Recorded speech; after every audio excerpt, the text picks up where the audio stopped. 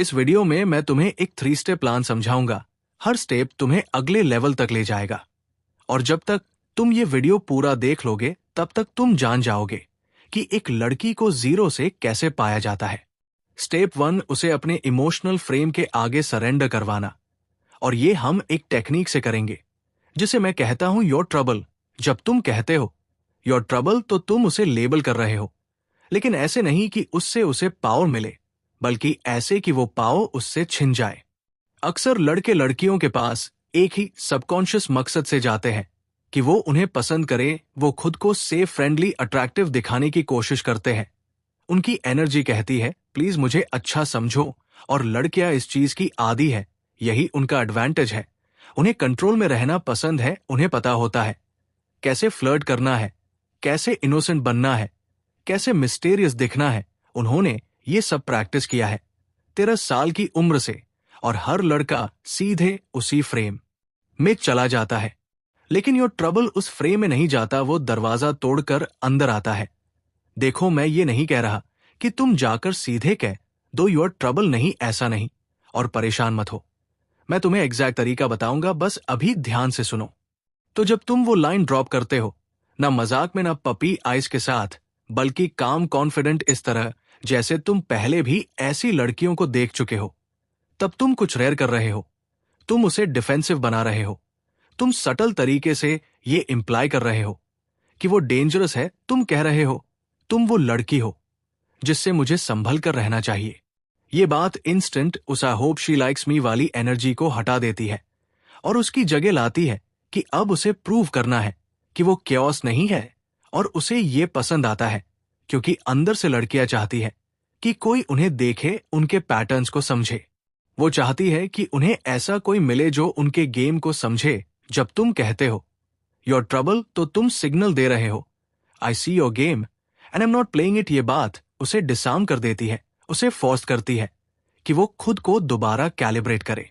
ये उसकी social auto pilot को इंटरप्ट करता है और अब वो रूटीन से ऑपरेट नहीं कर रही है, अब वो तुम्हारे रिएक्शन पर चल रही है। इसका एक और लेयर भी है, योर ट्रबल ओपन एंडेड है। इसमें ये नहीं कहा गया कि किस तरह की ट्रबल सेडक्टिव है, टॉक्सिक है, प्लेफुल है। तुमने डिफाइन नहीं किया, बस हवा में छोड़ दिया। और अब उसका दिमाग घूम रहा है कि इसका मतलब क्या था। यही है हुक, तुमने एक साइकोलॉजिकल इच क्रिएट कर दिया है। अब उसे इसे स्क्रैच करना है, उसे जानना है कि तुमने ऐसा क्यों कहा। वो जानना चाहती है कि तुम उसे कैसे देखते हो। वो फ्रेम रीगेन करना चाहती है, लेकिन कर नहीं पा रही क्योंकि तुमने उसे कुछ पकड़ने के लिए दिया ही नहीं। और अगर तुमने हाउ टू अट्रैक्ट विमेन वाली सीरीज देखी है तो तुम जानते हो कि जब एक लड़की खुद को डिफेंड करने लगती है, समझाने लगती है कि मैं ऐसी नहीं हूं, या हंसकर कहती है मे बी अ लिटिल, तभी वो फ्रेम हार चुकी होती है।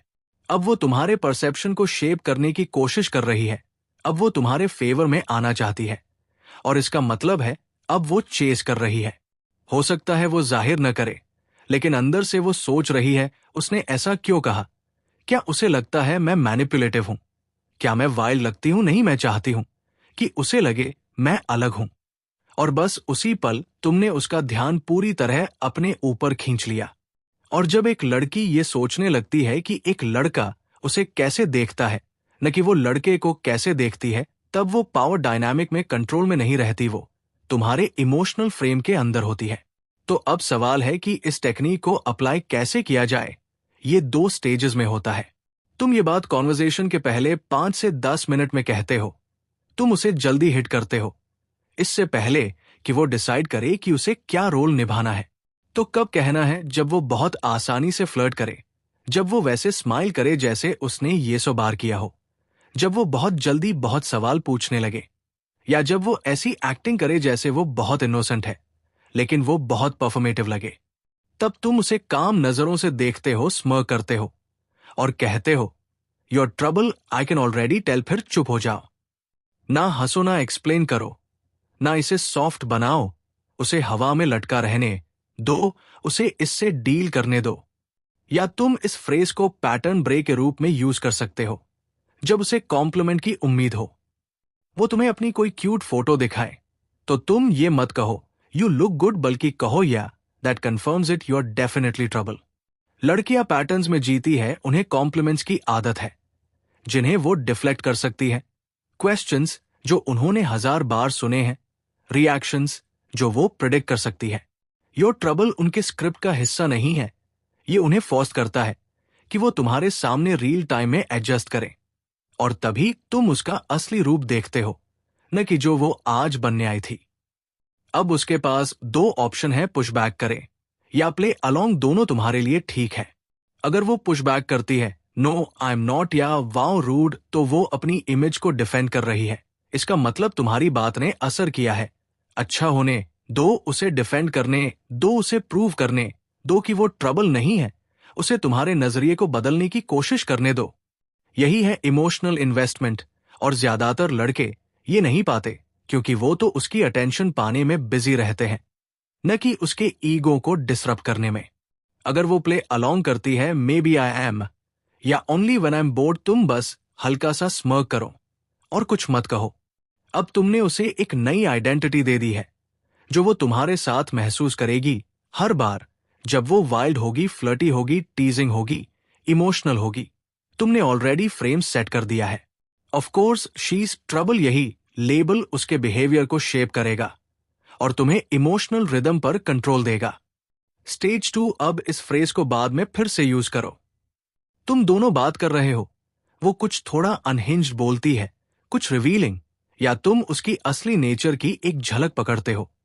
फिर तुम फिर से कहते हो, क्वाइट काम, बिना किसी बड़े रिएक्शन के, सी टोल्ड यू ट्रबल। अब ये सिर्फ मजाक नहीं है, अब ये एक पैटर्न है जो तुमने ऑब्जर्व किया है। उसके बाद वो खुद को इसी लेबल से बुलाने लगेगी। वो हंसते हुए कहेगी, you know I am trouble. वो कहेगी, are you sure you can handle me. अब उसने वो लेबल इंटरनलाइज कर लिया है जो तुमने दिया था। इसका मतलब है इमोशनली वो तुम्हारे फ्रेम के आगे सरेंडर कर चुकी है। तो जैसा कि मैंने वीडियो की शुरुआत में कहा था, ये था पहला स्टेप जिससे वो तुम्हें चेस करना शुरू करेगी। ये टेक्निक चेस को ट्रिगर करता है, और एक बार चेस शुरू हो जाए तो आता है स्टेप 2, यानी चेस को जारी रखना, यानी क्रेविंग पैदा करना। और ये तुम करते हो एक टेक्निक से जिसे कहते हैं I like this what ever this is. जब वो खुलने लगे, ज्यादा लीन इन करने लगे, अपनी डेप्थ या यूनिकनेस दिखाने की कोशिश करे, तभी तुम ये लाइन ड्रॉप करते हो, I like this what ever this is. तुम बेसिकली कह रहे हो तुमने एक लेयर पार कर ली है, लेकिन मैं अभी भी तुम्हें फुल डेफिनेशन नहीं दे रहा। तुम उसे इमोशनली रिवॉर्ड कर रहे हो, लेकिन क्लैरिटी के लिए उसे चेस करने दे रहे हो। तुम उसके मन में एक आइडिया डाल रहे हो कि कुछ खास हो रहा है, लेकिन फिर उससे पहले ही पीछे हट जाते हो। आई लाइक दिस, तुम वार्मथ, वल्नरेबिलिटी, इमोशन दिखा रहे हो। वॉट एवर दिस इज, तुम रिलेशनशिप को डिफाइन करने से इनकार कर रहे हो।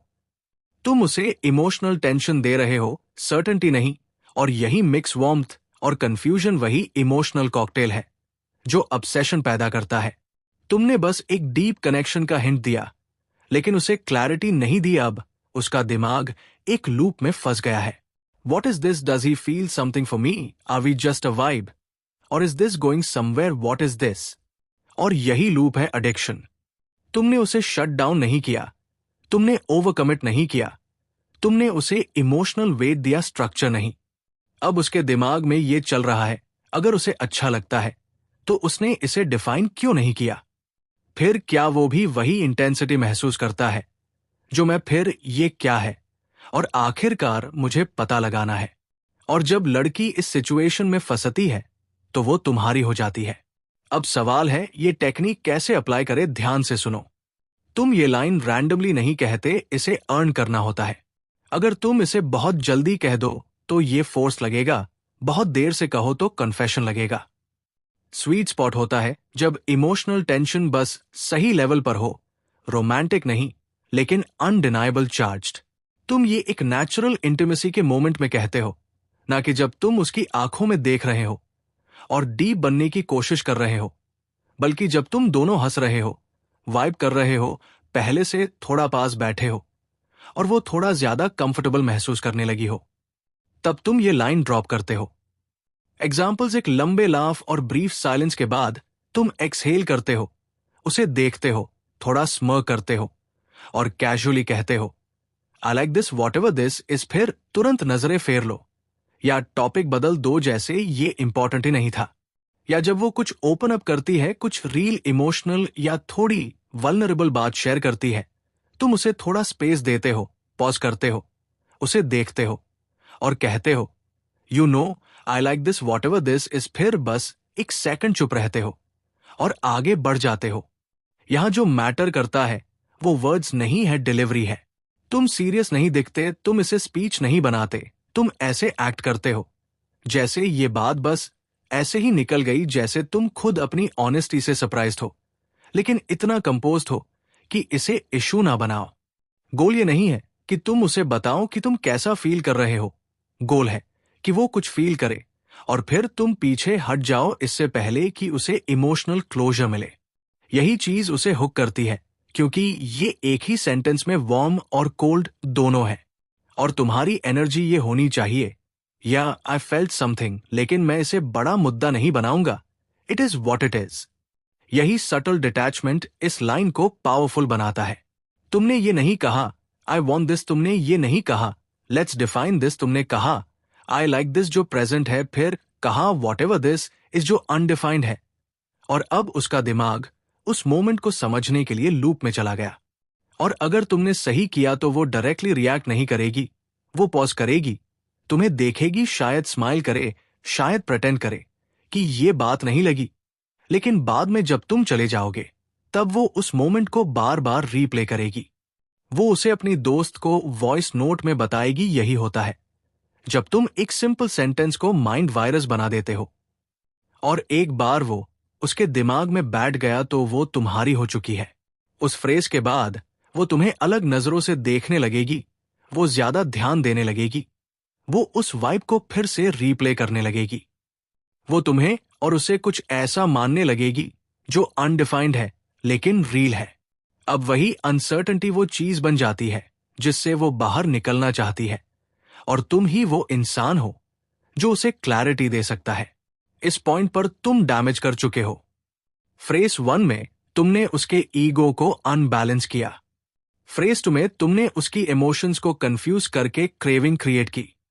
अब फेज 3 में तुम वो लाइन ड्रॉप करते हो जो उसकी कंफ्यूजन को ऑनरशिप में बदल देती है। You already act like my girl sometimes. जब तुम कहते हो you already act like my girl sometimes, तब तुम उसे गर्लफ्रेंड की रोल दे रहे हो, लेकिन पूरी तरह नहीं, बस इतना कि टेंशन बन जाए। तुम बिना कहे कह रहे हो, तुम पहले से वैसे बिहेव कर रही हो जैसे तुम इमोशनली अटैच्ड हो, लेकिन बिना टाइटल के। और यही बात इसे डेंजरस बनाती है। तुमने कुछ ऐसा एक्सपोज कर दिया है जो उसने मानने का इरादा नहीं किया था। तुमने उसके बिहेवियर को मिरर में दिखाया।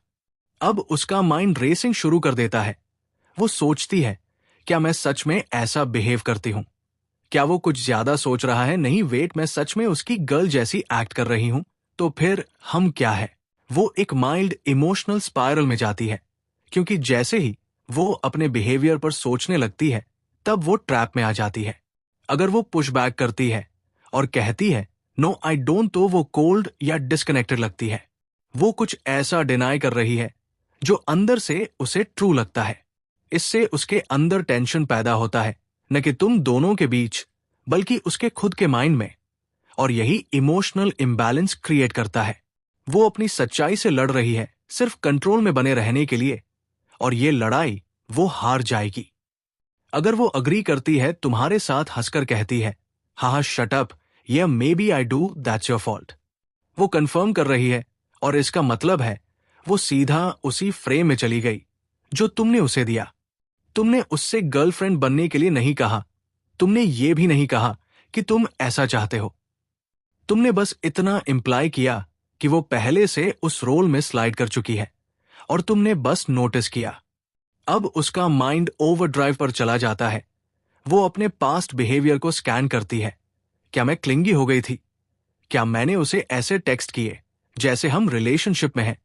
मैं सच में उसकी गर्ल जैसी एक्ट कर रही हूं? इसका मतलब क्या है? और अगर वो इसे लेकर नर्चरिंग, जेलस, कंसिस्टेंट जैसी और बातें करने लगे, तो उसे ऐसा लगेगा कि वो बस वही कर रही है जो वो पहले से कर रही थी। उसे पता भी नहीं चलेगा कि ये परसेप्शन तुमने उसे दिया है। वो खुद समझेगी कि उसने ये कंक्लूजन खुद निकाला। तुमने बिहेवियर इंस्टॉल कर दिया ये कहकर कि तुम पहले से ये कर रही हो। तो कैसे करते हैं ये? तुम ये लाइन ऐसे ही नहीं कह देते, ये तब आती है जब वो कोई इमोशनल बिहेवियर दिखाती है जो गर्लफ्रेंड जैसा हो, तभी तुम स्ट्राइक करते हो। तुम ये बात सीरियसली नहीं कहते, तुम इसे एक ऑब्जर्वेशन की तरह कहते हो। काम डिलीवरी स्लाइड स्मर्क थोड़ा प्लेफुल लेकिन सिली नहीं। गोल है कि इसे बातों में ड्रॉप कर दो जैसे ये कोई बड़ी बात नहीं थी, लेकिन फिर भी ये भारी लगे। तुम ये बात तभी कहते हो जब वो कुछ इमोशनल करती है, इससे पहले नहीं। अगर तुम ये बात जल्दी कह दो तो लगेगा कि तुम उसे लीड कर रहे हो। एग्जाम्पल, वो तुमसे नाराज हो जाती है कि तुमने रिप्लाई नहीं किया।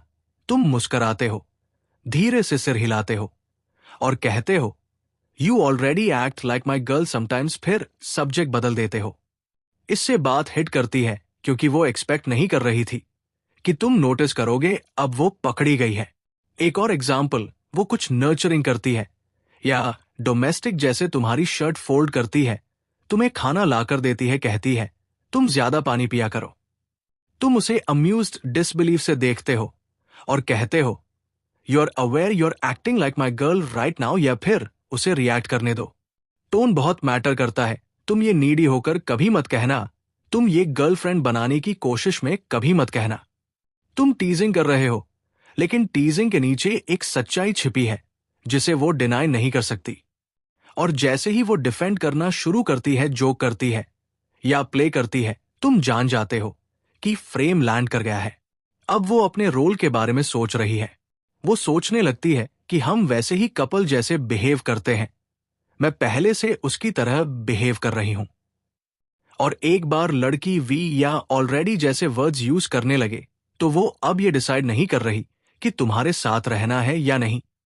अब वो बस इंतजार कर रही है कि तुम उस लेबल को मैच करो जो उसने अपने मन में एक्सेप्ट कर लिया है। और तुमने उसे चेज नहीं किया, तुमने उसे वहां तक लीड किया। इन शॉर्ट, फ्रेज 1 टेंशन बनाता है, फ्रेज 2 बॉन्ड बनाता है, फ्रेज 3 उसे चॉइस का इल्यूजन देता है। तुमने गर्लफ्रेंड नहीं मांगी, तुमने अपनी वैल्यू प्रूव नहीं की, तुमने चेज नहीं किया। तुमने बस एक इमोशनल लूप बना दिया जिसमें वो खुद भी नहीं जानती कब वो उसमें स्टेप कर गई। और जब तक उसे समझ में आता है तब तक वो खुद को तुम्हारी कहने लगती है। और अगर तुम अब तक इस वीडियो को देख रहे हो तो आई लव यू। और ये था स्टोइक शुभो, और मैं तुम्हें अगली वीडियो में मिलूंगा।